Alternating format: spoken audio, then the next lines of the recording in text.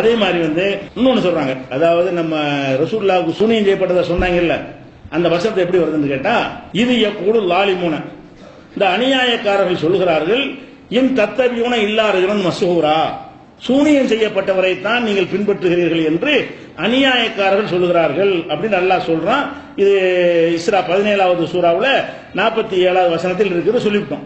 இதுல எதிர்கேள்வி கேட்கிறாங்க, அவன் அது மட்டும் சொல்லவில்லை, இன்னொன்னும் சொன்னான்.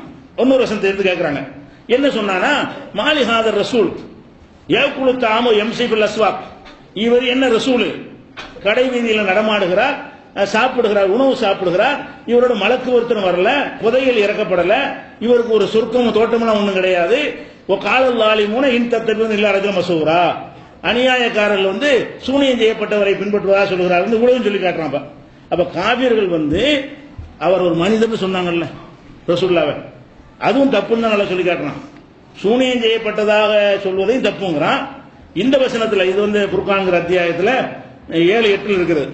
அதாவது ரசூல் ஸல்லல்லாஹு அலைஹி வஸல்லம் அவங்கள சூனியம் செய்யப்பட்டவர்னு சொன்னான். அடுத்து என்ன செஞ்சான்னா, நீ ஒரு மனிதர், கடவுளில் நடமாடுற அப்படின்னு சொன்னான். இப்ப நம்ம ரசூலுல்லாஹ் மனிதர் நம்ம சொல்றோம், நம்மளும் தானே சொல்றோம். நம்ம சொன்னா அந்த குர்ஆனுக்கு மாத்தமாமான்னு இருக்கிறான். எப்படி கேள்வி?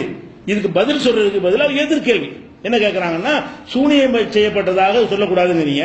சரி, ரசூலுல்லாஹ் மனிதர்னு அவன் சொல்லியிருக்கிறான், யார் எதிரி சொல்லியிருக்கிறான், நீங்களும் மனிதர்னு சொல்றீங்க, அப்ப நீங்களும் காபிர் சொன்ன மாதிரி தானே பேசுறீங்க, இதுக்கு என்ன பதில் எதிர்கேள்வி கேட்கிறானே தவிர இதுக்கு ஆன்சர் சொல்லல. சூனியம் செய்யப்பட்டதாக சொல்வது குர்ஆனுக்கு மாற்றமா இருக்குன்னு வாதம் வைக்கணும்ல, அதுக்கு பதில் சொல்லல. ஆனால் அதுல என்ன நுணுக்கத்தை விளங்கலன்னு கேட்டா, ரசூல் ஸல்லல்லாஹு அலைஹி வஸல்லத்தை நாமளும் மனிதருங்கிறோம், அவனும் மனிதருங்கிறான். என்ன அர்த்தத்தில் அவன் சொல்றான்? நம்ம மனிதருங்கிறோம், இறைவன் இல்லைங்கிற அர்த்தத்தில். முஸ்லீம்கள் அவரை மனிதர் என்று சொல்ற எந்த அர்த்தத்தில்? அவர் மனிதர் தான், கடவுள் இல்லை அப்படிங்கிறோம். அவன் மனிதன் எதை சொல்றான்னு கேட்டா, மனுஷனா இருந்து அப்படி அல்லாஹ்வுடைய தூதரா இருப்பாருங்கிறான். அவன் எதுக்கு மனுஷனுங்கிறான்? எங்களை மாதிரி சாப்பிடுற குடிக்கிற நீ எப்படி ஒரு தூதருங்கிற? அப்ப சாதாரண என்னை மாதிரி ஒரு மனிதன், தூதுத்துவம் வராத மனிதன்கிறான். அவன் சொன்ன மேட்டர் என்னது? தூதுத்துவத்தை மறுக்கிறதுக்கு சொன்னான். அவன் ரசூலுல்லாஹ் மனிதன் எப்படி சொன்னான்னு கேட்டா, இவரெல்லாம் தூதர் கிடையாது, எங்களை மாதிரி ஒரு மனுஷரு அப்படின்னா. அப்படி சொன்ன பாவம் தானே இன்னைக்கு? அப்படி நீங்க சொன்ன பாவம் தானே? அந்த காபீர் சொன்ன மாதிரி நீங்க சொன்ன பாவம்.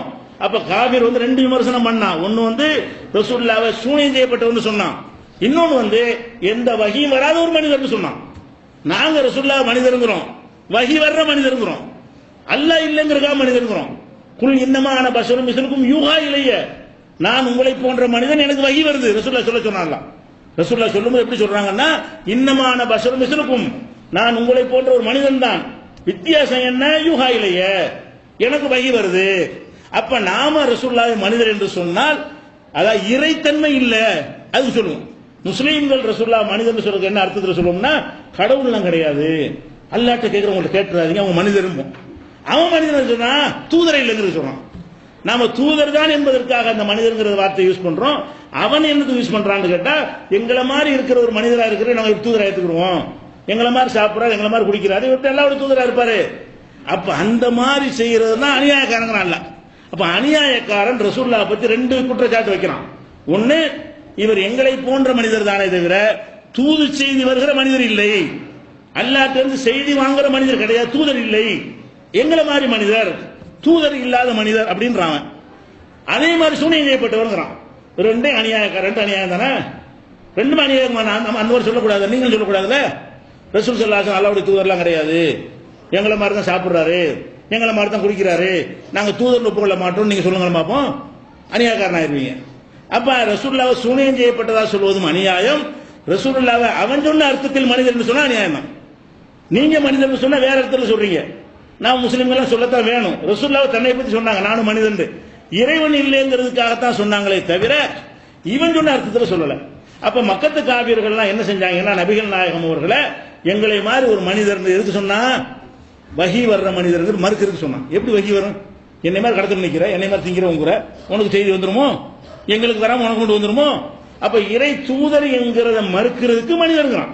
சாதாரண மனிதருக்கு என்ன மீனிங் என்று கேட்டால், இறை தூதர் அல்லாத மனிதர் அப்படி சொன்ன பாவமா இல்லையா?